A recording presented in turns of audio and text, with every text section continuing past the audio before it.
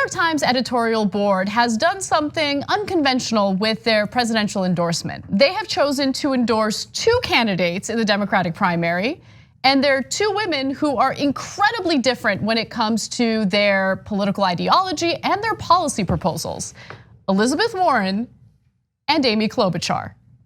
Now, let's get into the reasoning that they give or they provide in their piece on this. First, they announced it on Twitter saying, breaking, the New York Times editorial board has endorsed 2 candidates, Amy Klobuchar and Senator Warren, for the Democratic presidential primary.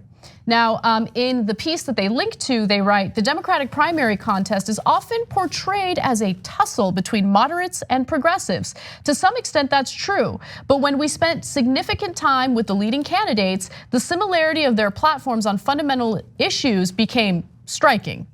That's maybe because you're not doing journalism. Or reading anything about their policy proposals or ideology. But let me give you more.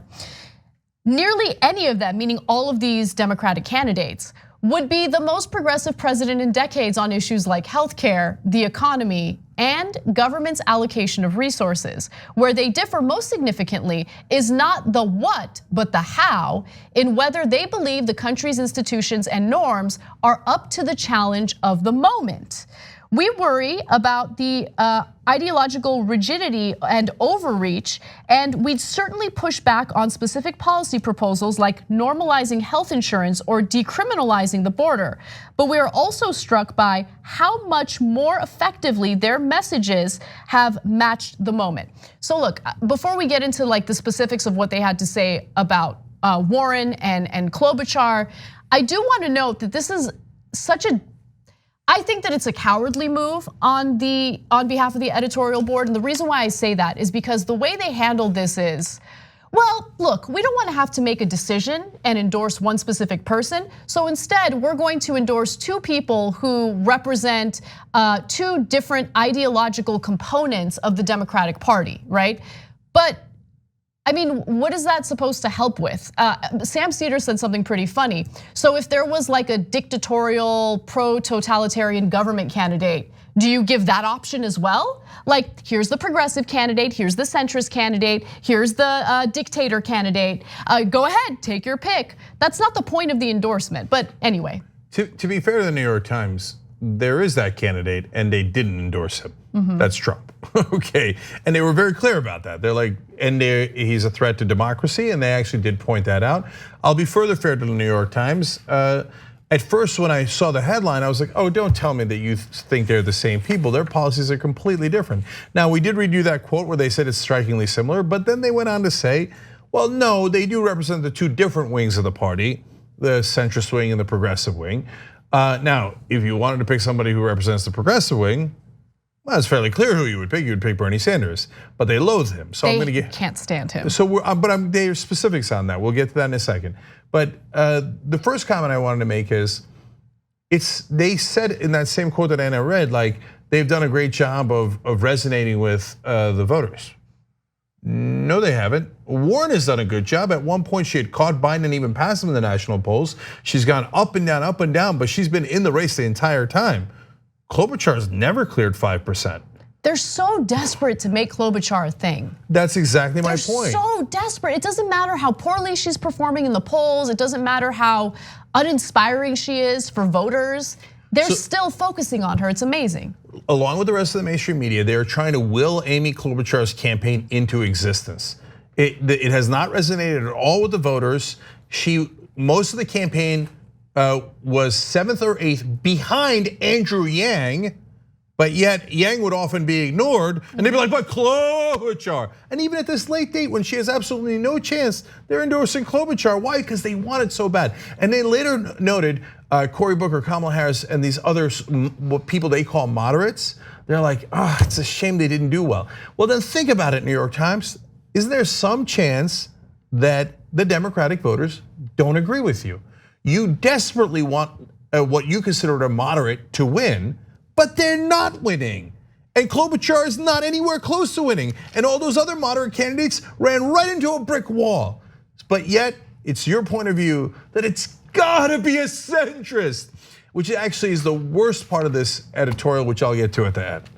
So I actually want to go to what they had to say about Bernie Sanders. Now, to accompany this endorsement, this dual endorsement, they have started putting out the full interviews with the various candidates. They put out the interview with Bernie Sanders first, and if you want to get your blood pressure up, you should watch it or listen to it, I should say. But here's what they wrote about Sanders in this piece. There's how Sanders approaches politics. He boasts that compromise is an anathema to him. Only his prescriptions can be the right ones, even though most are overly rigid, untested, and divisive. By the way, they referred to him as divisive several times in this piece. He promises that once in office, a groundswell of support will emerge to push through his agenda. 3 years into the Trump administration, we see little advantage to exchanging one overpromising divisive figure in Washington for another. So they compare him to Bernie Sanders, to Donald Trump. But more importantly, understand that they minimize and they belittle the groundswell of support that Bernie Sanders can tap into in order to accomplish his legislative agenda. At the same time, though, these are the same people who go after the so-called Bernie bros on Twitter because of their support for Bernie Sanders, how they're willing to fight for him, how vociferously they're willing to fight for him. They acknowledge that those people exist. They acknowledge that they're fighters. They acknowledge that they're willing to do what it takes to help support Bernie Sanders's legislative agenda. But when that fact doesn't suit them or it isn't convenient for the argument they're trying to make, they minimize it and they belittle it. What's actually the most disheartening part of not just this editorial, but what the New York Times has done throughout this entire campaign is finding out, it turns out they were never in the fact business. They were in the establishment protection racket. So, and this proves it. So wait, you're telling me that you can't tell the difference between Bernie Sanders and Donald Trump? That you find them equally divisive? But wait, one side is known for lying. Pathological liar Donald Trump has now lied over 15,000 times while in office. The other side, whether you like him or not, whether you agree with his policies or not, is known for being the one honest politician. Do you think that Bernie Sanders hasn't been honest? Can you credibly make that claim? You can disagree with him, but the guy's had the same position for 40 years. He's been consistent. He's never changed his mind on it. Even when I disagree with him, I say, well, I might disagree, but he's at least honest, right? And that's what almost everybody says. I've seen the most right-wing guys in the world say that.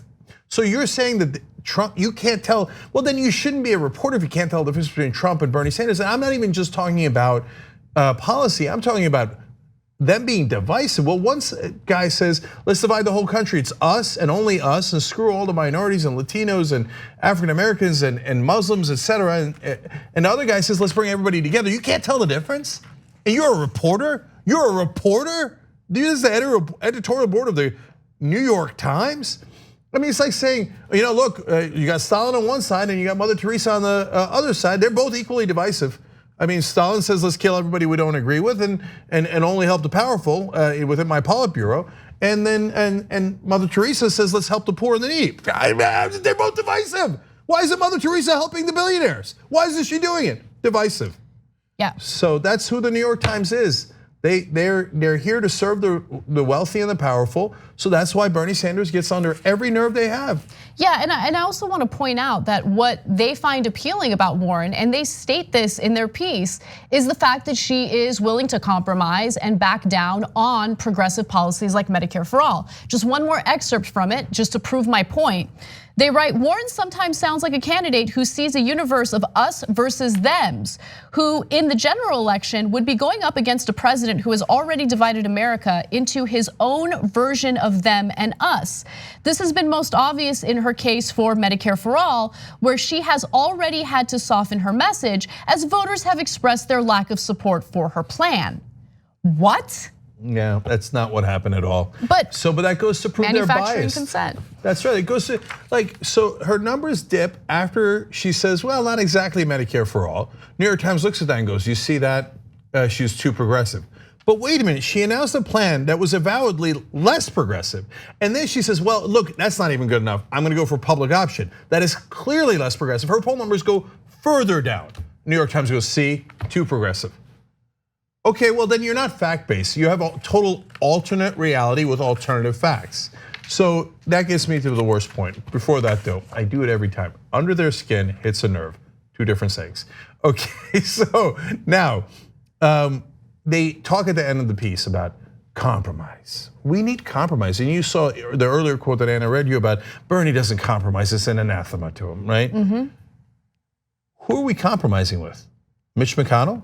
Wait. You're a reporter for the New York Times and you think Mitch McConnell will compromise with Democrats? Is that what you think? You think that he's going to do a give and take? You think that he's going to be reasonable? But wait a minute, all the Republicans support Donald Trump 100%. Look at what's happening in the Senate right now. You think this? Are you in the Biden camp of oh no, don't worry, after I win, the Republicans will become reasonable again? No. If you're watching today's politics and your job is to report on it, and you genuinely believe that after this election, the Republicans will completely switch over and go, oh, we're back to compromising. We don't want to obstruct Democrats like we did when we blocked Obama's Supreme Court pick for a year, and when we broke the filibuster record, and we're not serving our donors at all. We're having a philosophical debate. Hey, what's your ideology? What's my ideology? Oh, the checks I got? Oh, the millions of dollars I got from donors? That's not relevant at all. Don't look away, New York Times. What are you, the paper of record? No, don't look at the one thing that drives me the most. Instead, pretend I'm having an ideological debate, and that if you are reasonable enough with me, that the Republicans will compromise. If that is your naive, childish view of politics, you should actually fold up shop. That's not reporting at all. That's embarrassing. If you actually did real reporting, you would talk about the donors that they have, and you would say, hey, look at that. It appears when I match the donors to their voting record, it's nearly a 100% match. Oh my God, I might have found the Rosetta Stone. What's the oldest thing in journalism? Follow the money. But when it comes to corruption, the New York Times never does that. Instead, they encourage that corruption and pull childish op-eds like this. And oh my God, if Democrats would just compromise with the Republicans, I bet they'd be really reasonable. Really? That's reporting? That's super sad.